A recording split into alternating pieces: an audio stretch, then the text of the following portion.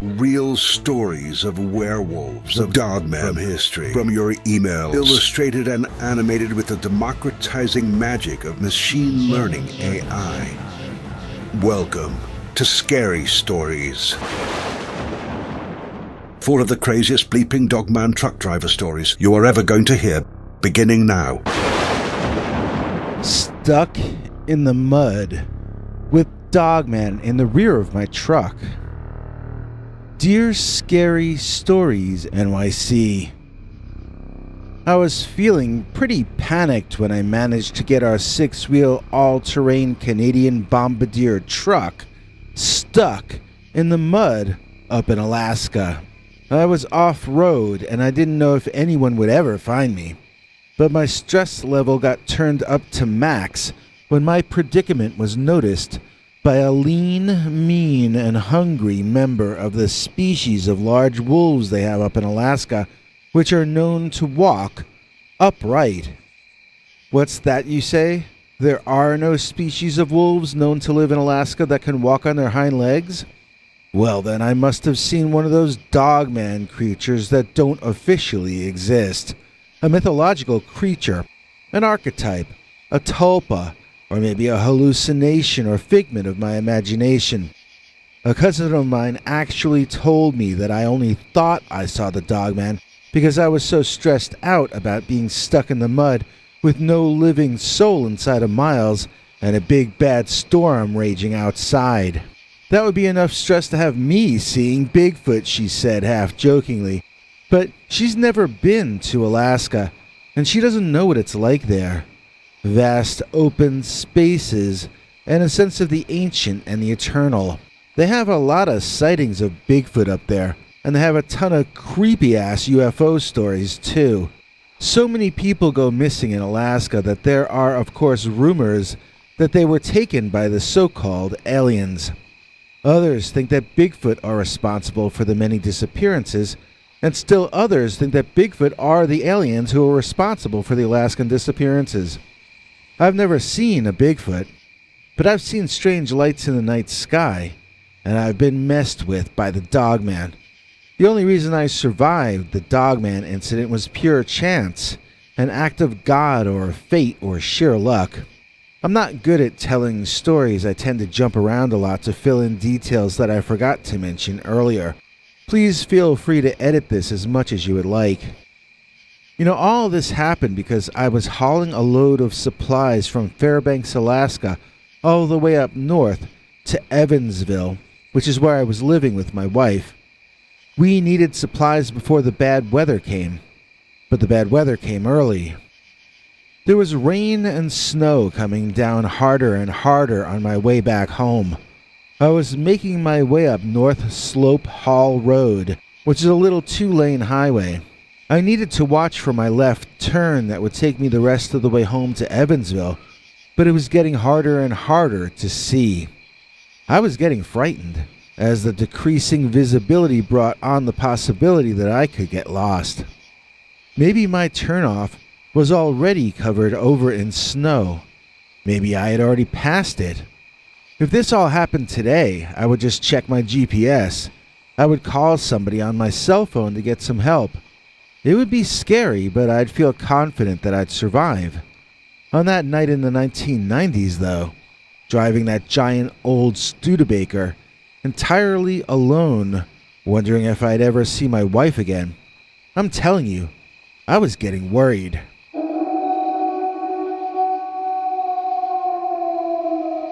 And then I heard the sound of that wolf, and it sent chills through me so badly that I thought I was going to get frostbite.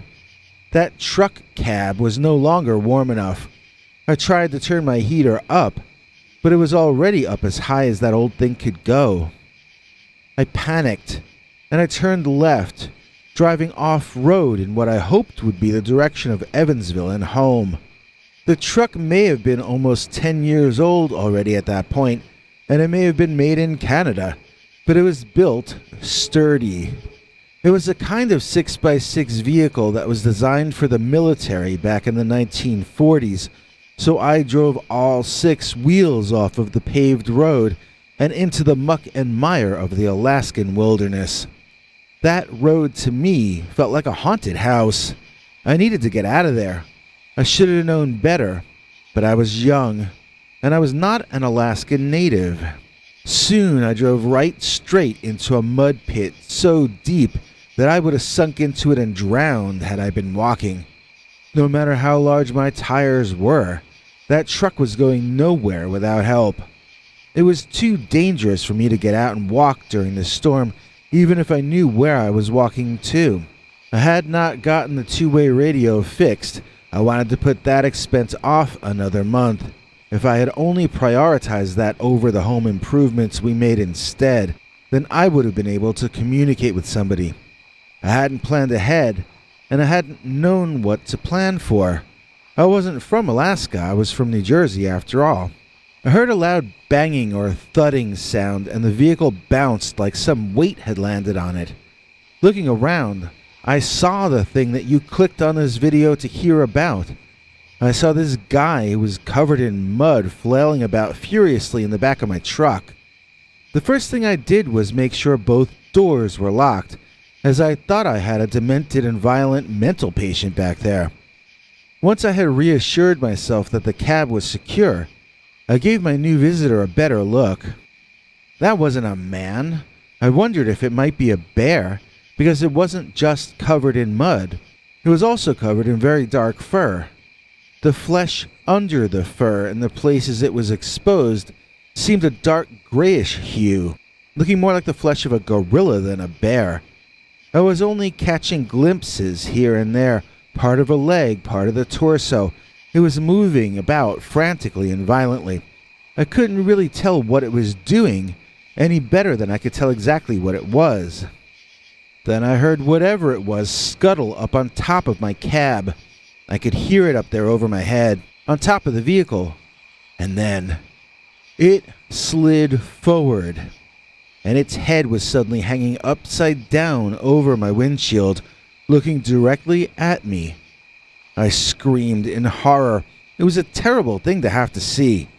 This was not a bear. This was something more like a wolf, but it was not in good shape. It appeared to be a bit under the weather, probably due to the storm. It had an overproduction of mucus and saliva. I watched them drip up his face as it hung upside down, and my gag reflex was activated. I tried to look anywhere except at this hideous dog-like creature's mess of a head that filled my entire field of vision. I wanted to run.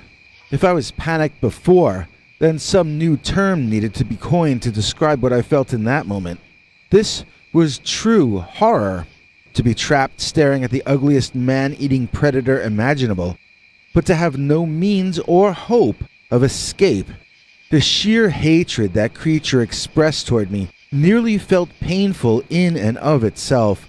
I screamed, and I jumped up and down in my seat, almost opening the door to run away, then realizing that would be self-destructive. I'd sink in the water while that canine thing took its time eating me alive. I was safer in the truck cab, but I wished I could be any place but there. The wolf thing climbed into the back again and squatted down, peering in the back window at me. I could for the first time get a sort of a sense of his body, and his posture was extraordinarily strange for a wolf or a dog. It squatted more in the way an ape might than your pet rover. I'm not a biology professor, so I can't exactly tell you why I felt that way. I just did. We sat there, me and the whatever it was, and we stared at each other. I must have fallen asleep, but I awoke when my heater turned off. I had killed my battery. I was going to have to provide my own body heat from then on. I looked out the back window, but it seemed that the wolf creature had left. I supposed that was a relief, and wondered how much longer the storm would last. The snow seemed to have lightened up a bit, and the wind didn't sound as loud as it had earlier. Something caught the corner of my eye, and when I looked, I thought I saw a man out there in the snow. It was a dark silhouette of a very tall person. I wanted to roll down the window and warn them of the muddy sinkhole I was stuck in. Before I could roll that window down, though, I felt frightened. That man was awful tall. he might be dangerous. What kind of a man walks alone through the Alaskan wilderness in a storm? Well, maybe the same kind that drives their 6x6 into a mud hole. Maybe he wasn't dangerous. Maybe he was just stupid like me. Maybe he needed help. My conscience won out, and I rolled down the window. I called out to the man, and then I listened and watched to see if he had heard me. In the next second or two, I saw something that made me scream, and I nearly lost my life as payback for showing concern. That figure I had been calling to charged forward at an impossible rate of speed. He went from trudging through the snow to nearly flying directly at my cab window. It was unnaturally fast. It was quicker than any creature should have been able to travel. It was very nearly supernatural and paranormal. I began rolling the window up as I screamed. My eyes witnessed something that twisted my brain up like my wife's braids. That man running at me. He had the same sickening, horrible, snotty face that the wild wolf had when it hung upside down over my windshield. How could that dog head be on that tall man, I wondered. It was a complete mental disconnect. Then, it all fell into place. This was why it had posture more like an ape than a dog when it squatted in the rear of my truck. It was some kind of upright walking canine. It was something more akin to a werewolf than a normal wolf, and it was racing toward my face with blistering speed. I got the window mostly rolled up when the creature reached the edge of the mud hole I was stuck in, and it leaped. I watched as it flew through the snowy air, arcing toward my window, and I wondered if that Dogman would smash right through the glass when he landed. The abject fear of that scenario gave me the adrenaline I needed to roll the window up, so instead of having my face bitten off by what I am now officially going to call a monster, I was only forced to stare through the glass at that thing once again. It wasn't really any less disgusting looking when it was right side up, believe me, and it was so frantically trying to find a way into the cab that I began to feel certain that it would succeed. I wished I could see my wife one more time. Of course, she was the only reason I was in that predicament in the first place. If it hadn't been for her, I'd still have been living in Lodi, New Jersey, working at the ShopRite. This all started because we went into the city one night to meet a friend, and they took us to see this band that was named after the horror movie actress Karen Black. There was one song they sang that clicked with us, about going to Alaska. We kept joking about it, repeating parts of the song for days. Hey, where you going? Well, I'm going to Alaska. Alaska? Well, what are you going there for? Yeah, well, I saw a picture of it once, and Alaska looked all white and snowy. Then one night we were watching this show from back then called Northern Exposure, which was set in a fictional version of Alaska. The characters were pursuing shamanic knowledge and magical things would happen to them. My wife told me we needed more magic in our lives. She told me we needed to go live someplace like Alaska. I humored her and agreed with her. She had an office job and I worked in a supermarket, so I didn't think anything would come of it. Then came the night when she presented to me a plan where we could use her savings and a loan from her cousin Sylvia, and we could buy a house in a place called Evansville, Alaska. It seemed as rural as the town in Northern Exposure, and so my wife had cleared a path for us to actually move there. Of course, I was horrified and flabbergasted, but I had to go with her. I was kind of a screw-up. All I cared about was video games and my wife. If she said we were moving to the planet Phobos, I would just go pack my bags. I was not really much of anything without her in those days. I hadn't grown up yet.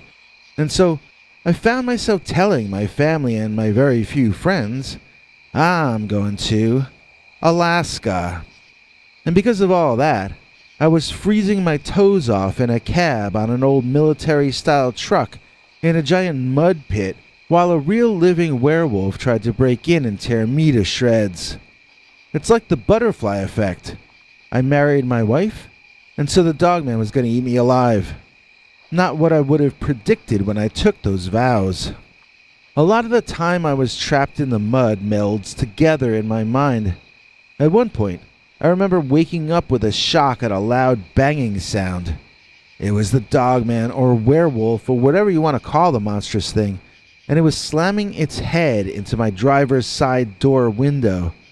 From the sounds of it, and from the insane look on the face of the Dogman, that window would eventually crack open, and then I would have no defense left against the creature or the elements. Gathering my senses, I noted that the sun was coming up and that the snow had ceased. The Dogman must have failed to catch anything to eat the night before, considering it was so desperately trying to get in at me, especially as the sun was coming up, when this had appeared to me to be a nocturnal animal. I needed to get him to stop banging his head against the window. I turned the key in the ignition, hoping that spinning my wheels in the mud would force the Dogman to back away from the vehicle. I had forgotten that my battery was dead though, and when I gave up, that Dogman slammed his cranium wham one more time into my window. It wasn't going to take too many more of those, so I beeped the truck's horn, which was pretty loud. Fortunately for me, that startled the creature and he slipped off of my door. I heard him splash in the mud hole, and if I had the strength left, I might have even chuckled. I wasn't in a laughing mood though. Even if I managed to stave off the attacks by the Dogman, I still had no idea how I was going to extricate myself from this situation. The Dogman reared up, this time on the opposite side of my cab, this time entirely spattered with mud. Its eyes glowed at me from the dark, muddy silhouette. It pulled its lips back, and I saw its tall, scary-looking teeth and fangs. And then, bam, he slammed his skull into the passenger side window, and I was like, here we go again. I was filled with fear, but I have to admit, I was also filled with self-pity. I had driven myself into a hole in life, quite literally, and I was in the process of freezing to death. Once I ran out of Fritos and Doritos, I was going to starve to death, too.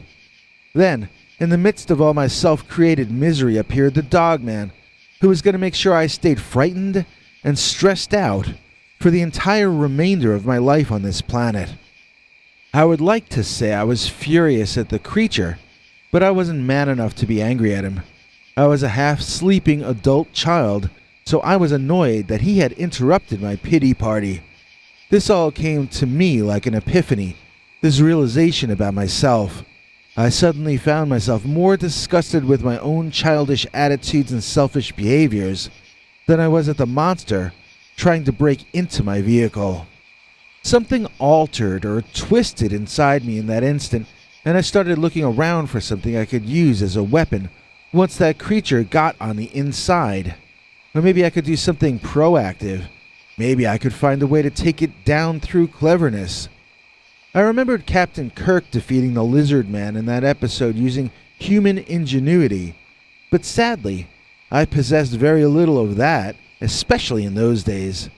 The spirit was willing, but my brain was weak. I took out my key ring, putting one key between each finger of my fist. At least then, if I had to go down in a fight, I might score a good blow or two for our side. I was really pumped up. I was shaking all over with terror, but I had a plan, and I had that plan to focus on. It was harder and harder to see out the window, as the disgusting hellhound out there had his grossy, milky saliva all over the glass. That was alright. I didn't need to see out there to know what the Dogman was doing.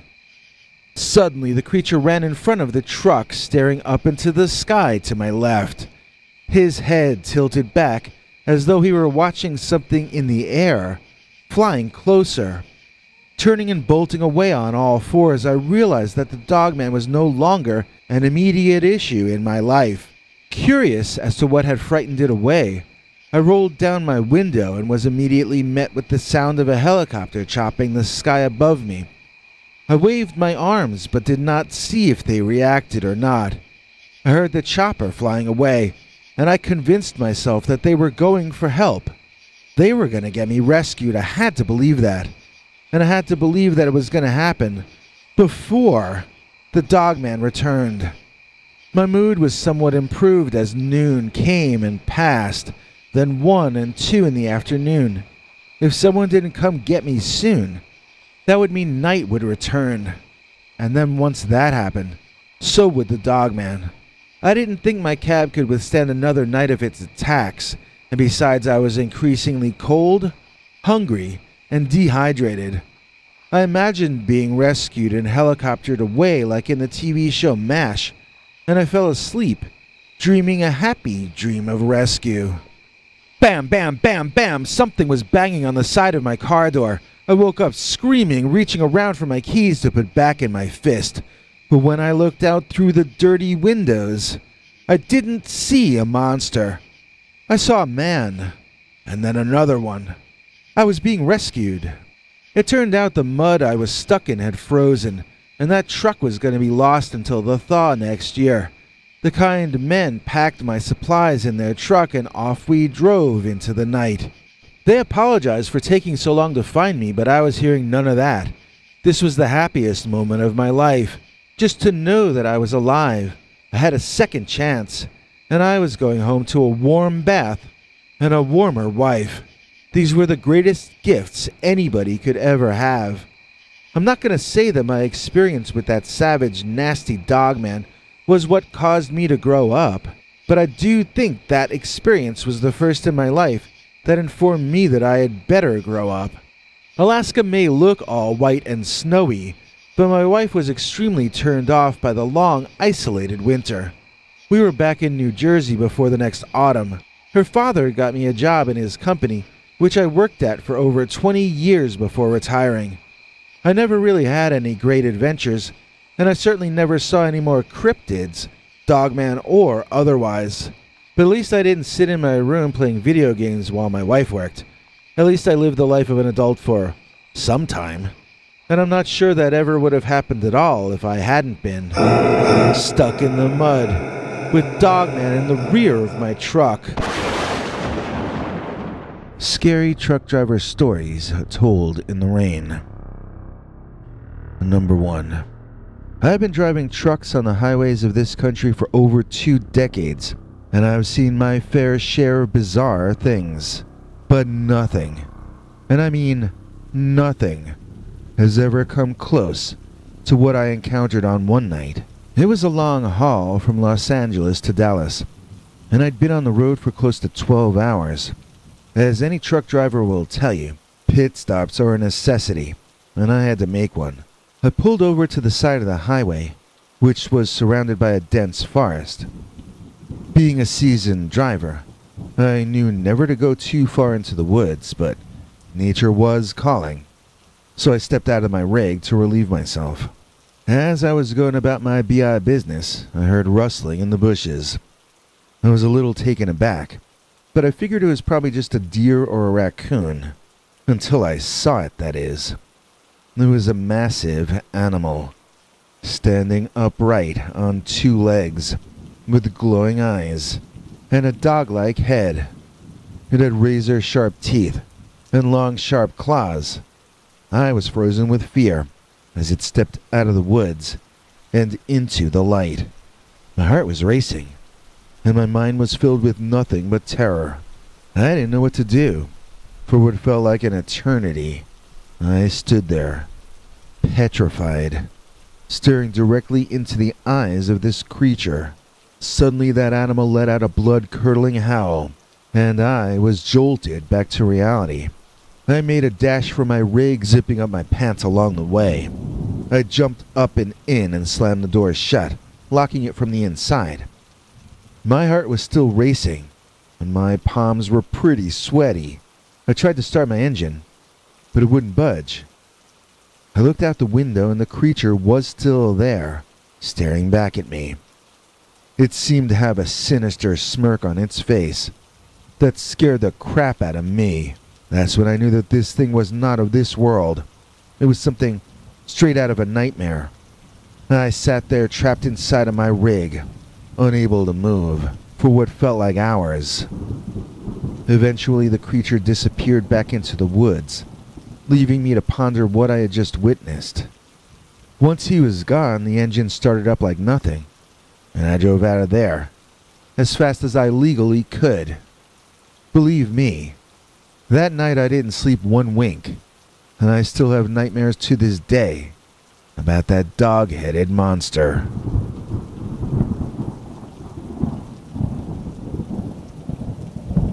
Story number 2.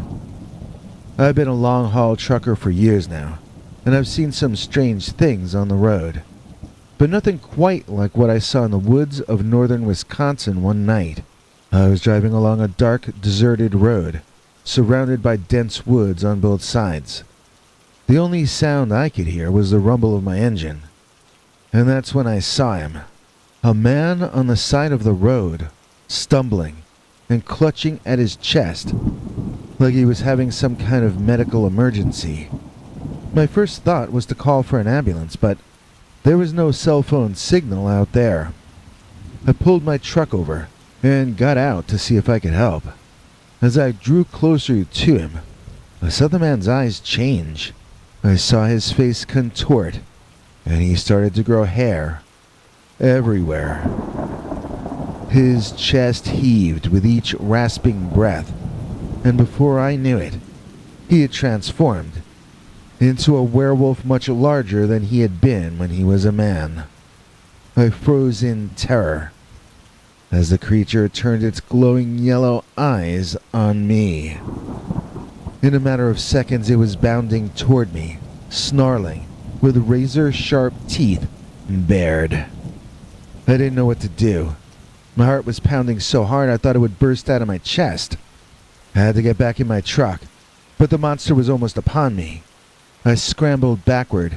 The werewolf was so close I could smell the stench of rotting meat on its foul breath. Just as I thought it was all over, there was a loud gunshot, and the creature howled in pain.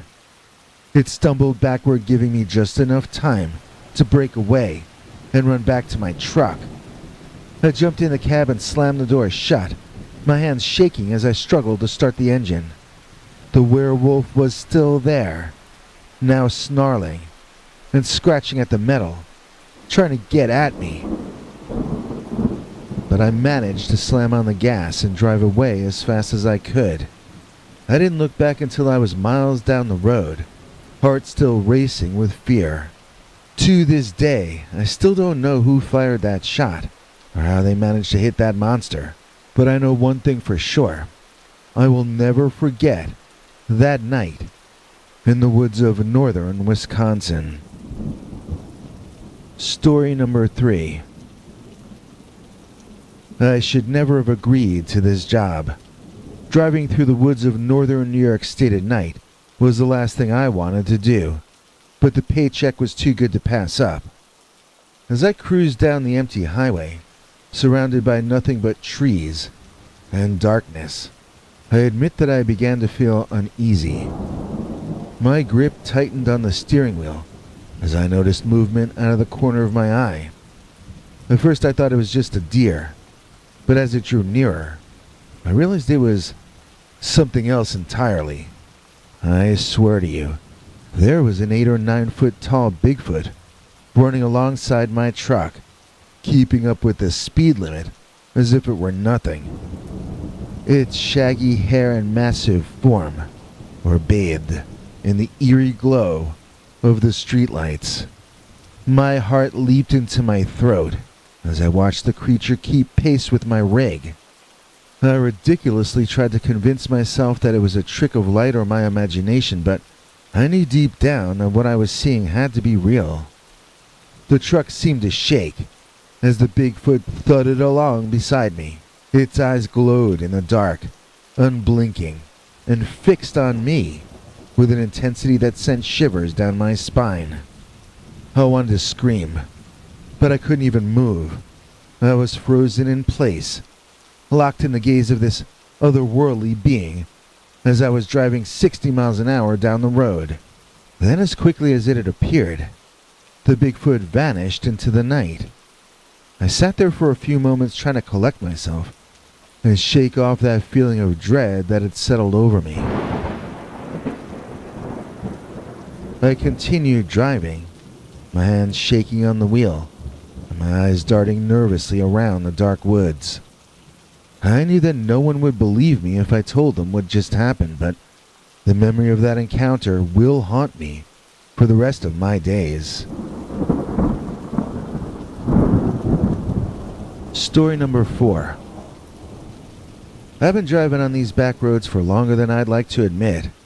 I had a load to deliver to a warehouse just outside Baton Rouge, but as I approached the small town of Gros Tete, I couldn't resist the urge to stop at the Tiger Truck Stop. It's a truck stop in Louisiana that has living tigers in it, and I've heard so much about it over the years.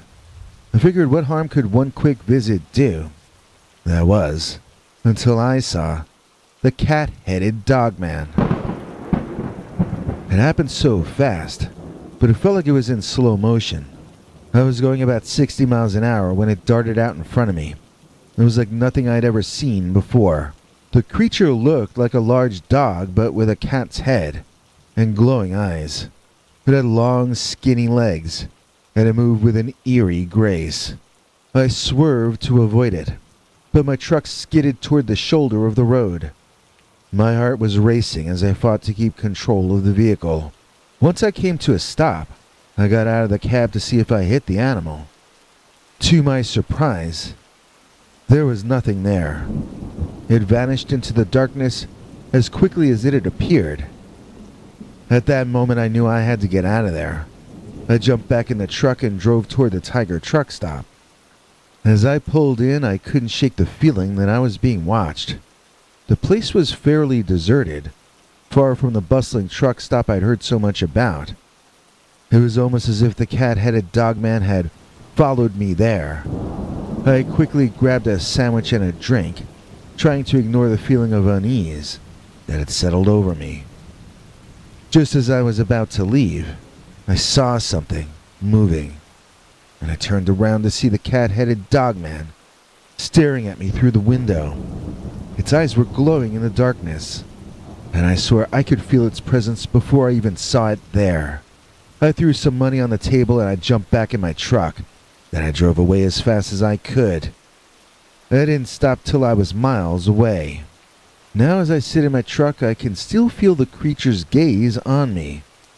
I don't know what that thing was, or what it wanted, but I'm thankful I didn't crash. I don't think I'll ever go back to that area again. I'll make sure to stick to the main roads from now on. Story number 5. As I drove through the dark and empty roads of Minnesota, I couldn't wait to reach Trails Travel Center in Albert Lea. It was my pit stop for the night, and I was looking forward to sleeping in the cozy cabin, grabbing a hot meal, and catching up on some much-needed rest. As I drove through the eerie darkness, my headlights were the only source of light on that road. Suddenly my heart skipped a beat as I saw a woman in a wedding gown walking toward me in the middle of my lane. I slammed on the brakes, but it was too late. The woman vanished in front of my truck, and I couldn't believe my eyes. Shaken, I pulled over to the side of the road, feeling a chill run down my spine. Suddenly, the passenger door of my truck opened, and I gasped in terror as the same woman who had appeared in front of my truck sat down beside me in the passenger seat.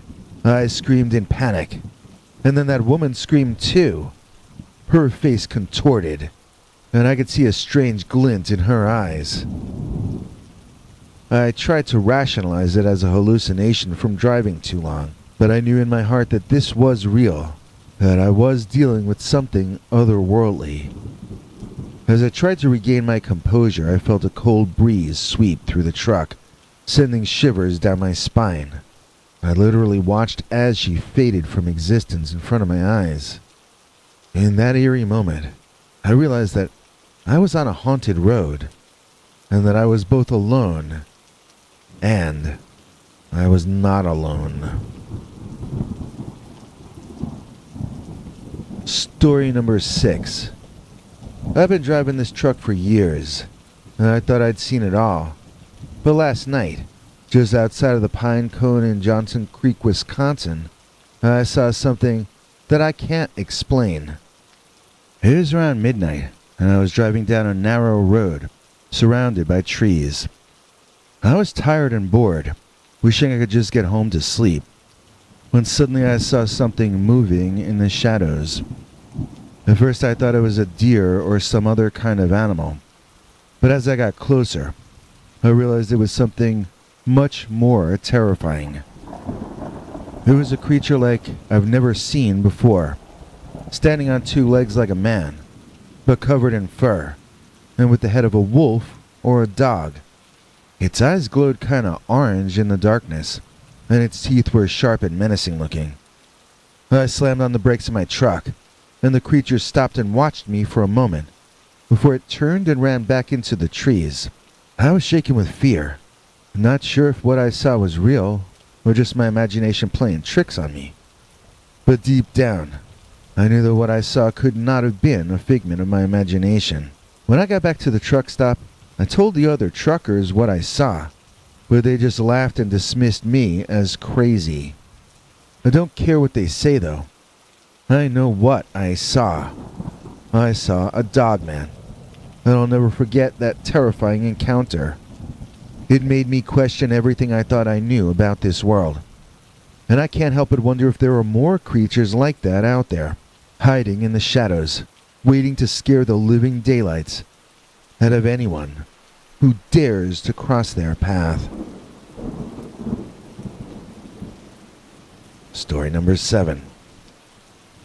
I've been a trucker for over a decade now, and I've seen some pretty scary things on the road, but nothing comes close to what happened to me this one night. It was pretty stormy that night, and I was driving on a deserted highway in the middle of nowhere, in the Midwest, when I saw this figure standing on the side of the road. At first I thought it was just an old man looking for a ride, but as I got closer, I realized that something was not right. The figure was wearing a long black cloak that was flapping in the wind, and its face was obscured by a hood. It stood completely still, and it seemed to be staring at me. As I drove past it, I felt a shiver run through me. I tried to brush it off as me going crazy from driving too much, but that's when things got even freakier. Suddenly my radio turned on by itself, and all I could hear was static. Then the figure appeared out of nowhere in front of my truck, causing me to slam on the brakes. I watched in horror as the figure lifted its hood, revealing a skull-like face with glowing eyes. It then raised its bony fingers and pointed straight at me. I was frozen in fear, unable to move or even scream. Then as quickly as it appeared, the figure vanished into thin air, and the radio just turned off. I was left alone on this road, trying to make sense out of what I had just witnessed. To this day, I still don't really know if what I saw was actual or just a figment of my imagination, but one thing's for sure, I never want to encounter anything like that ever again. Story number 8. It was a dark, moonless night when I was driving my big rig down a deserted highway in western Pennsylvania. I had been driving for hours, and the only thing keeping me awake was a thermos of coffee. Suddenly I saw something in the distance. It looked like a person, waving their arms wildly, trying to flag me down. I slowed down my truck and came to a stop next to the stranger. As I rolled down my window, I could see that this person was in distress. He was sweating profusely, and his eyes were wide open with fear. "I need your help," he said in a hushed tone. "My car broke down a couple miles back and I'm stranded here. Can you give me a lift to the nearest gas station?" I couldn't refuse the man's request. "Hop in," I said. "I'll drop you off at a gas station and you can call for help." As we drove down the dark, winding road, I noticed something odd about this man. First of all, he was dressed in a full suit, even though it was the middle of the night. Secondly, I realized he hadn't spoken a single word since getting into my truck. I decided to break the silence. "So, buddy, what's your name?" I asked. The man turned toward me, and I was met with a blank stare. His eyes were now completely black, and it felt like my temperature dropped 25 degrees. Suddenly his body started to contort in the most unnatural way I had ever seen. His limbs twisted and bent at impossible angles, and his neck elongated and twisted around like a snake's. I felt my heart pounding against my chest as I slammed on the brakes, trying to get out of the truck. But somehow the doors were locked, and I was trapped inside. That creature that had been in the passenger seat was now crawling toward me, its grotesque form spitting exorcist-like words of ancient languages. I figured I should pray, but I didn't know how, so I closed my eyes and begged for divine intervention. When I opened them again, I found myself alone in my truck, parked on the side of the road. The sun was just starting to rise, and the nighttime terrors were gone. Since that night, I made sure to always keep my wits about me and never open my doors again to anyone on the road, especially in the dead of night.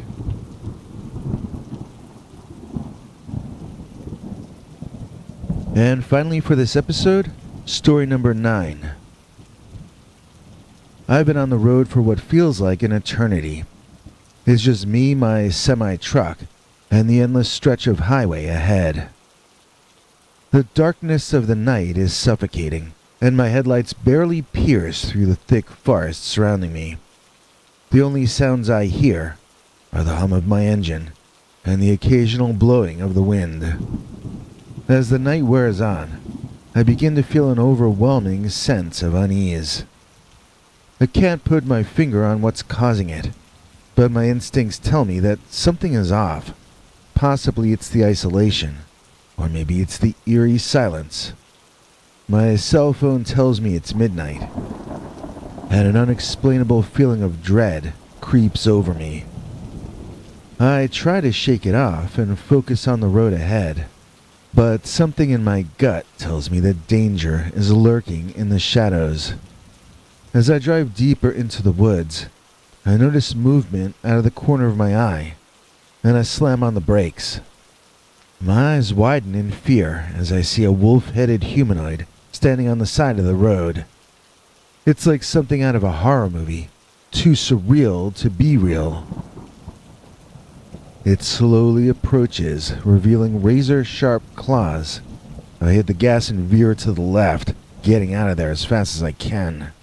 I can feel my heart pounding in my chest, and my mind is racing with terror. What kind of monstrous creature was that? How did it get there? I don't want to believe what I just saw, but I know I can't take any chances. I press down on the gas pedal and I drive as fast as I can, praying that I'll make it out of these woods alive. Every mile that I put between me and that wolf-headed creature brings me a small sense of relief, but the memory of those piercing amber eyes and razor-sharp claws remains etched in my mind. I may not be the most educated man, but I know one thing. The Dogman is real.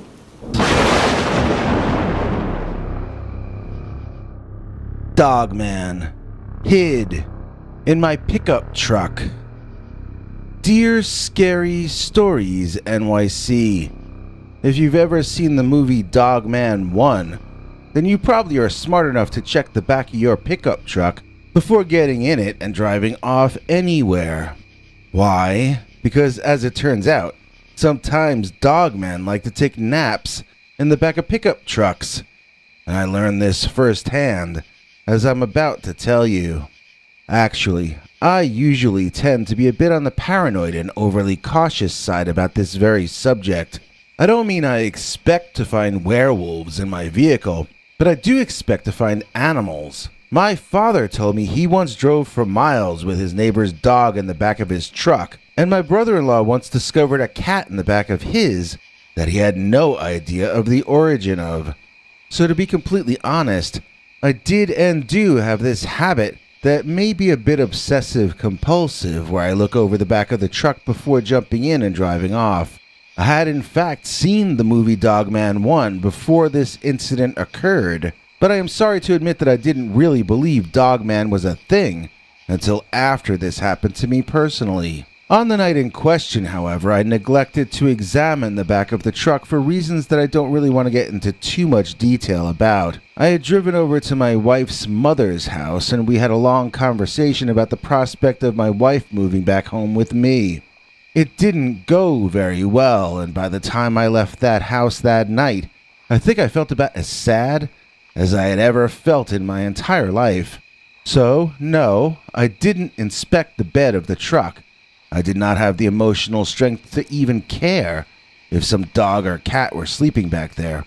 This was a moment where I was on the verge of a very dangerous emotional collapse. I was refusing to allow myself to think self-destructive thoughts about self-harm or even worse things. The trouble is, I couldn't think of anything positive at all, so my mind was very nearly a blank. I don't mean that in a good way. I was not in a sort of Zen meditation or clarity. I was sinking down under my normal emotional state into an almost robotic kind of consciousness. If my emotions were too painful to feel, well, then I was just going to go numb.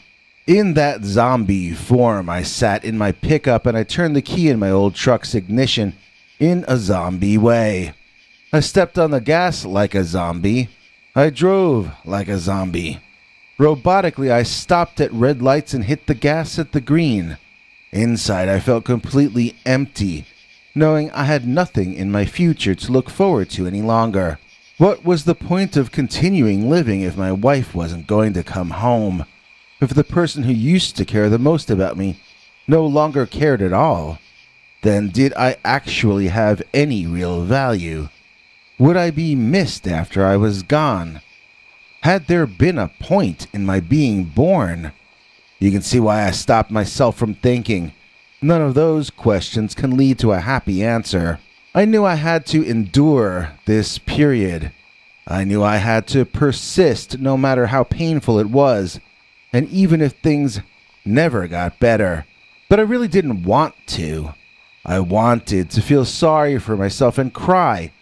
I wanted to tell myself it was going to be okay, because there wasn't anyone else in the world anymore who was going to do that for me. It was hard to even breathe. I had to will myself to inhale. It was as though my body's automatic functions were becoming too sad to continue. And that is when I got the worst feeling of deja vu I could ever have. In the rearview mirror, I saw dog ears. 2 dark, triangular-shaped, upright, furry dog ears poking up and coming into view. If you've had deja vu, you might remember how strange it feels when it happens. It's not usually also terrifying, though. It doesn't usually come with absolute terror gripping you in your belly. This time it did for me, though, because I wasn't experiencing deja vu for something that had happened to me in my life. I was experiencing deja vu from a scene in a monster flick. Adrenaline surged through my zombie veins, and neither my mind nor my body knew what I should be doing. At first, I hit the brakes, and the owner of those dog ears banged into my cab from behind. No, I didn't want to stop. I wanted to drive faster, my foot decided, and suddenly I was gaining speed as fast as a truck that old can manage. Wait, is that what I wanted to do? The blood was only starting to come back to my confused and depressed nervous system when, in the rear view mirror, I saw what they never had the budget to show you in Dogman 1, the movie flick I've been referring to. I saw a real Dogman. I saw an upright dog-headed ape creature standing bipedally in the bed of my truck, and I heard the thing barking and growling. It had massive, humanoid but longer arms covered in the same dark fur as the rest of it, and it started banging those arms down on the top of my cab, right over my head. I just screamed. over and over like, ah, ah, ah, because I was in a nightmare and it wasn't going away. I wanted to stop screaming, but as soon as I was able to get air in my lungs, they just screamed all over again. This was a kind of a horror that one scream alone was not going to handle. The banging ceased, but was replaced with the sound of the creature climbing up on top of my cab. I couldn't see him behind me any longer, and I presumed the monster must have been directly up above me. Tears streamed down my cheeks, and I started praying, begging for deliverance from this situation. I knew suddenly that I did not want to die. I knew in that moment that who I was married to, and whether that person still loved me or not, was actually a fairly unimportant thing. Compared to the concepts of life or death, the whims of a fickle woman seemed petty in comparison. And, facing the fact that I had a mythological man-eating predator from hell about a foot over my scalp, I could see my wife for the first time as someone who probably didn't deserve my devotion. It still hurt that I was alone and unloved, but it no longer seemed like a reason to give up on life. Knowing that there was a carnivore out of a nightmare looking for a way to make mincemeat out of me just overhead had changed my life from pointless to sublime. Even driving that pickup on that night with the Dogman's growls in my ears was such a remarkable experience. Life suddenly seemed so precious to me. I was fine with facing life alone as long as I was able to continue to live. In the Carlos Castaneda books, Don Juan tells Carlos that death is always chasing us, always over our left shoulder. If we stay aware of that and respectful of death, we will be more fully alive while we can be. Well, I can attest to you that it works just as well when death is riding on the top of your pickup truck. The next thing that happened was something I have never seen in any horror movie, but someone should probably do a scene like this. The Dogman leaned forward over the windshield, its hideous demon face hanging upside down and blocking my view of the road. I never saw anything like this face before. I was looking into the glowing eyes of pure evil. I was staring at the face of absolute fear. It was a face like a dog, but also not like a dog. This was pure fear, molded into a creature. And I didn't just scream this time. I soiled myself right then and there. I also did something without thinking that changed the course of events on that night. Or I should say my foot, slammed on the brakes. I know it was not a conscious decision. It was a gut fear reaction from suddenly seeing a face in your windshield, you know? I instinctively was trying to stop before I hit the face, as illogical as that was and is. Once that non-decision had been made, though, a natural course of events sprung into action. The Dogman flew forward, off my truck, and onto the highway, tumbling and rolling to regain control of its own momentum. My eyes widened as I saw that I then had a window of time, although limited, to try to drive past that creature and leave it choking on my dust. Taking my foot off the brake, I floored the gas and prayed that I would be able to fly by that Dogman before it was able to get back up on its feet. I had no illusions that the thing would be hurt at all, and I knew it was only being momentarily inconvenienced. So all of my effort and focus and attention in my entire being was pressing down onto that gas pedal and gripping that steering wheel. That was the end of me seeing the creature, either in my mirror or otherwise. I don't know where it somersaulted to, but I think it ended up back in the woods alongside the highway. My heart was beating loudly in my ears, though, and I felt certain that the creature was not done with me yet. Even as I pulled into my driveway that night, my eyes darted around, wondering if the Dogman was hiding somewhere, laying in wait for me. I know that's illogical, but the entire episode seemed very illogical. I ran from the truck inside the house like a kid afraid of ghosts or something.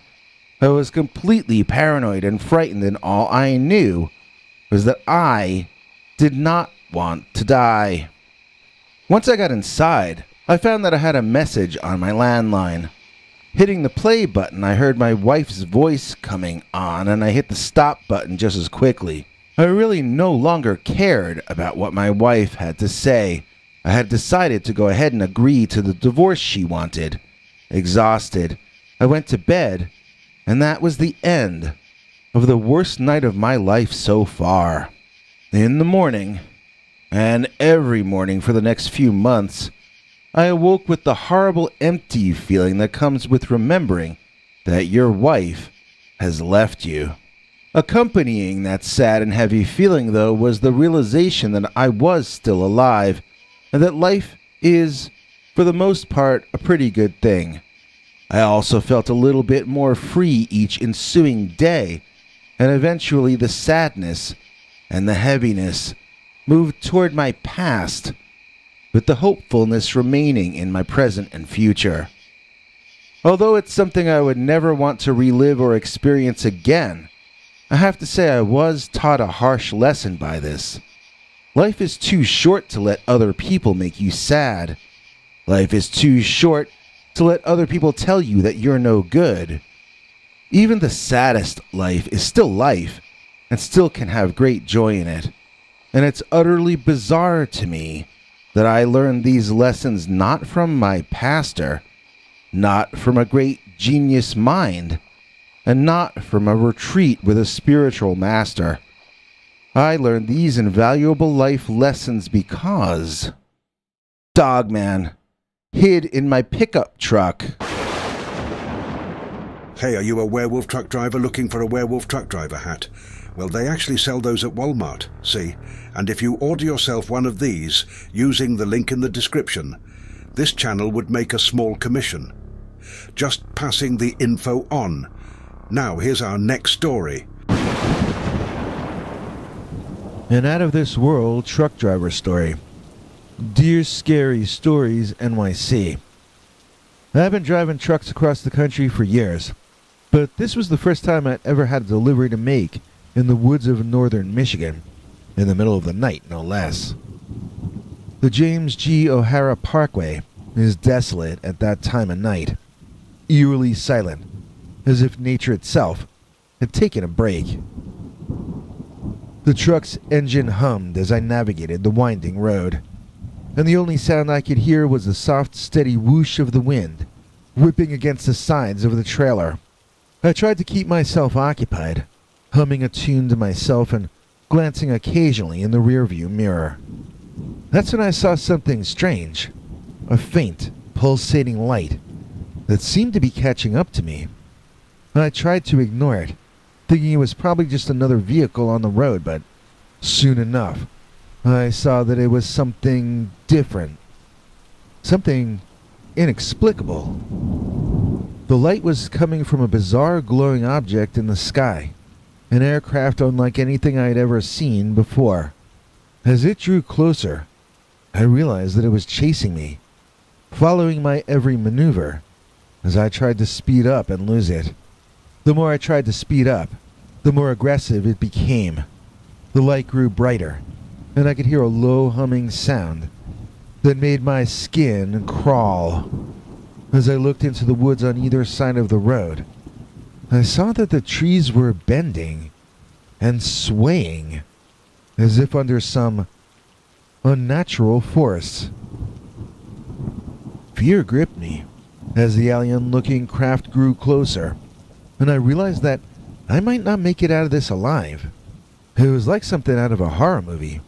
The woods lit up by an otherworldly light, with an unknown force pursuing me relentlessly. It was around 3 a.m., and I was the only one on the road. I had been driving for hours, and I was starting to feel tired. I needed to get away from this crazy aircraft. I was never so scared of anything before in my life. A bright blue light shone down on my 18-wheeler from above, presumably from the craft which had been buzzing me. It was unlike any light I'd ever seen before. It felt both liquid and alive. I could feel my heart pounding in my chest as I tried to steady my breathing. I looked up through the windshield, and I saw the strange glowing craft hovering in the sky above me. I rubbed my eyes, thinking that maybe I was hallucinating due to exhaustion, or maybe I was just dreaming. But no, the vessel was still there. It was a large metallic saucer with pulsating lights around the edges. The blue beam was coming from the bottom of the craft and shining directly on me and my rig. I hit the gas and tried to speed up, but my truck seemed to slow down as if being pulled back. I couldn't explain the feeling that gripped me. It was like being trapped in a nightmare. Another, more brilliant light within that blue light that was shining on me began to move around the cab of the truck, flashing in the mirrors, illuminating my face and the windshield, and then again on the dashboard, as if it were searching for something. I was paralyzed with fear, and I couldn't move. All of a sudden, the craft zoomed off into the sky, leaving me alone on the road. I pulled over to the side of the highway, trying to calm myself down. My mind was racing with thoughts and questions. What just happened? What did that just mean? Was I visited by extraterrestrial beings? I don't know if that craft was piloted by some lunatic millionaire, or some military guy or what, but I couldn't shake the feeling that something out of this world had just occurred.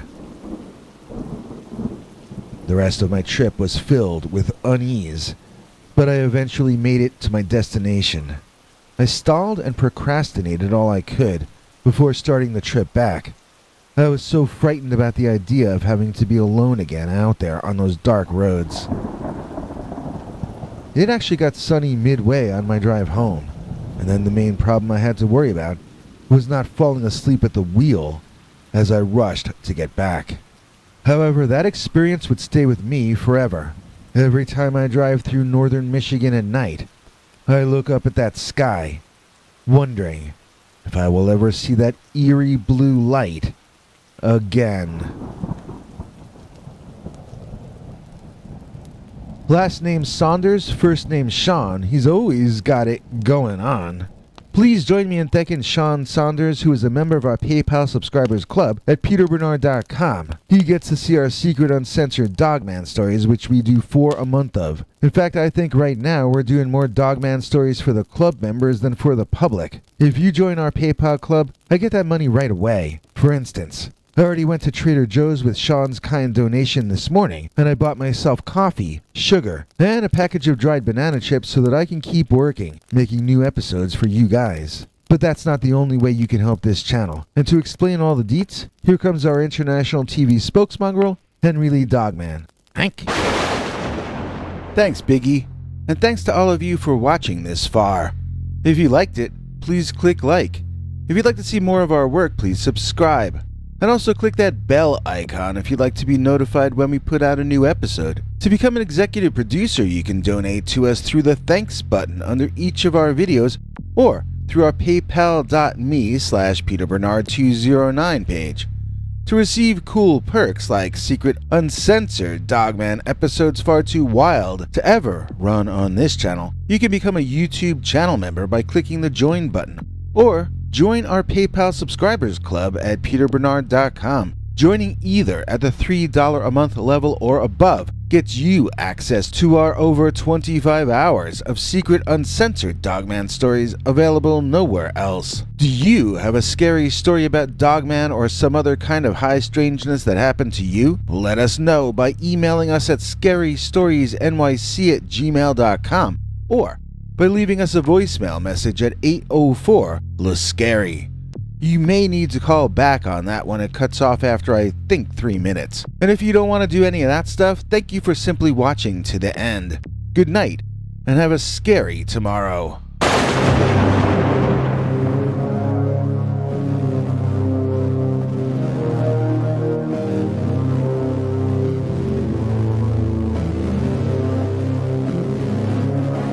Come back for more scary stories.